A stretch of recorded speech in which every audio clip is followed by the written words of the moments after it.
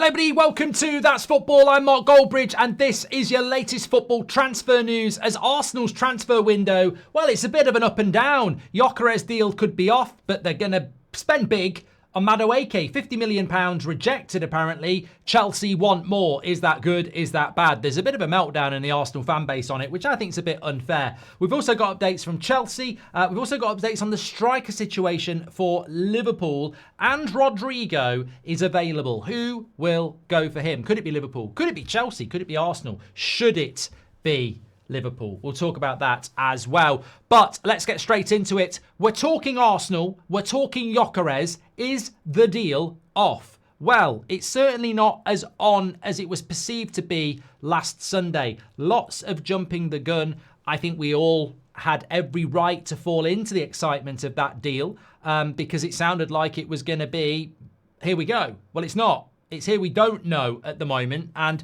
Portuguese reports this morning are saying that Arsenal will walk away. They don't want to pay what Sporting want. Sporting will not sell for anything less than what they want. So Arsenal are saying 55 million plus add-ons. Sporting are saying we want 60 million plus add-ons. And then Gyokores is saying, I'm not coming back for pre-season. Very sad state of affairs. I just think it's modern football, isn't it? Well, it's not even modern football. It has happened in the past. You have this career at a football club where you play a massive part in it, but the club does as well. So the last 2 years of Gyokores at Sporting, who suffers? The fans. You know, there's some fallout between agent, player, president, etc., but the fans of Sporting suffer. What is the last 2 years of the, hands over the face celebrations, all the goals, all the trophies, and it just leaves it's always the fans that suffer. And I think it's really, really sad. But who's going to win in this three-way? You've got Arsenal wanting to pay 55, you've got Sporting wanting 60, and you've got Gyokores saying he's not coming back. It's not the right sort of deal. I remember saying this a few weeks ago. It's not the right sort of deal to be involved in. When Man United were linked to it, you sort of looked at it and went, well, we're rubbish at negotiations, but I wouldn't want to be negotiating that. Sporting traditionally get what they want, and they've got every right to get what they want. The player isn't going to go back for pre-season, and Arsenal need the striker for the start of the season. Arsenal have got a difficult start to the season, and you want to be ready for that. So, yeah, you could look at this deal and go, if we wait until mid-August, we'll get him for 55 because Sporting will realise they've got a player who's on strike. But then it ruins the start to your season. Are Sporting going to back down in the next few weeks? Probably not. So it is quite an interesting dynamic. Obviously, if Arsenal just pay the extra 5, then they've got the deal done. And that's where I sort of think, surely that's the right thing to do. £5 million for Arsenal. You're in the Champions League again. It's going to be another 100 million quid. You're going to be in the top 4 in the Premier League again, which means you're going to get it next year. For £5 million quid, to have your striker in, who's going to score you the goals that might win you the league or the Champions League, and you can have him in now, I think out of the 3 parties, Arsenal should just pay the 5. Because Sporting have got every right to sit there and say, we want 60. Gyokores is going to sit there and say, I'm not coming back for pre-season. But Arsenal can solve this problem, and Arsenal need the striker. And I think if they don't do that, then they're jeopardising something that's, very, very important to them. They've made it public knowledge that they want Gyokores as well. So it'll look weird if they don't go for Sesko now. And on top of that, we've got reports coming in from Ornstein and Romano that they've bid £50 million for Madueke. And Chelsea want more than that because they're saying Alanga's just gone for 55, Pedro's gone for around that, Cunha's gone for 62, and you're saying you're only going to give us 50. But this directly impacts the Gyokores deal as well, because if I'm Sporting, I'm going, this is one of the best strikers in Europe. You're getting him for 55 plus add-ons, but you've offered 50 for Madueke, who hasn't set the world on fire at Chelsea. So you won't pay 10 million more than and actually you're going to have to bid more for Madueke. So you can understand Sporting's situation. People will say, well, he's 27 and he plays in the Portuguese league. He's a bloody prolific goal scorer. So I think Arsenal, my opinion is Arsenal, just pay the £60 million, get the striker that you want and move on. Don't try and negotiate with Sporting because I think they will dig their feet in. Give us your thoughts on that. Also, what about Madueke? I mean, there has been such an outcry from Arsenal fans who, let's be honest, are very opinionated on everything, as is their right. Apparently, he's been getting abuse on social media, which is just I mean, that's just incredible to me. That if he'd been at Arsenal for a couple of years and failed, okay, even abuse on social media is not fair then. But you can't go after a player who's probably quite excited about signing for Arsenal because you don't think he's good enough. That's on the club. I don't think it's the right signing for Arsenal. I think paying over £50 million for him, I haven't seen that type of a player. But he has played for England. He is playing for Chelsea. He is a decent player, and maybe there's something there that Arteta and Arsenal have seen where they can take him to the next level.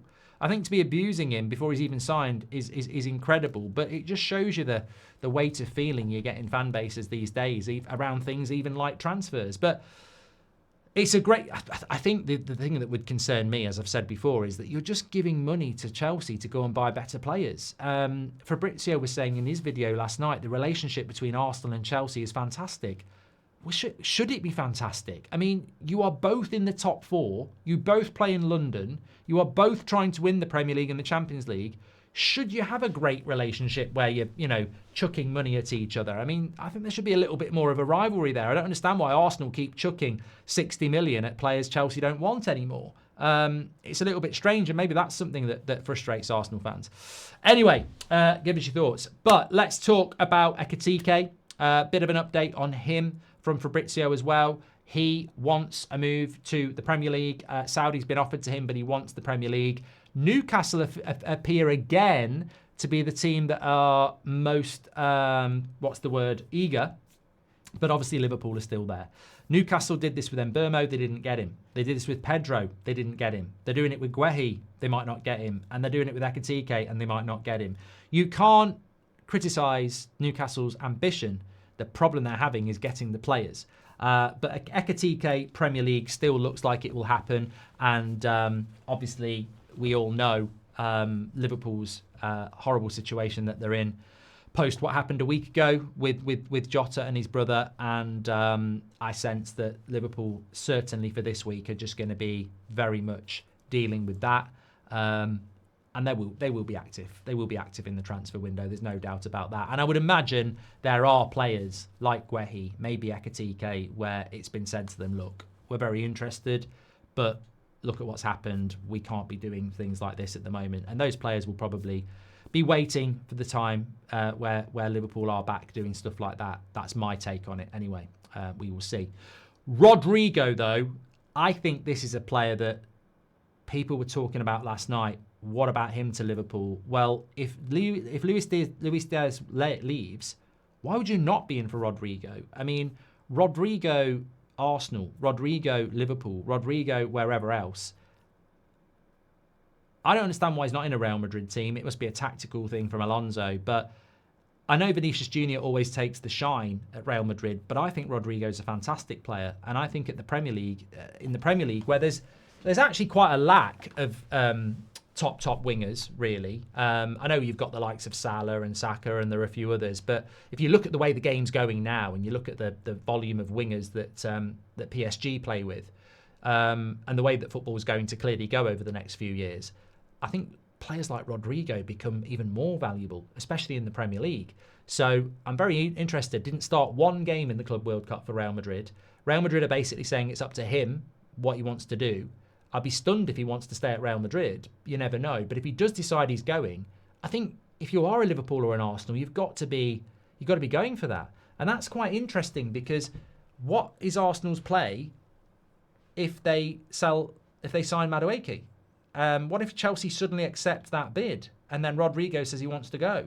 Have Arsenal got the money to do that? I don't know. I mean, if Arsenal have got the money for Madueke, Gyokores, Zubimendi, and Rodrygo, I mean, that is impressive transfer budget, certainly. But I'd like to see him in the Premier League. He's never going to be playing for Man United, unfortunately. But I would like to see Rodrygo in the Premier League, and I think he'd be a very good signing for somebody.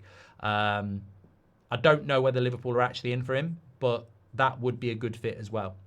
Get your comments in below as always. Make sure you smash a like on the video and subscribe. I will speak to you on the next one. Let's see what happens next in this very interesting summer transfer window. Get your comments in on all the stories. I'll speak to you on the next one.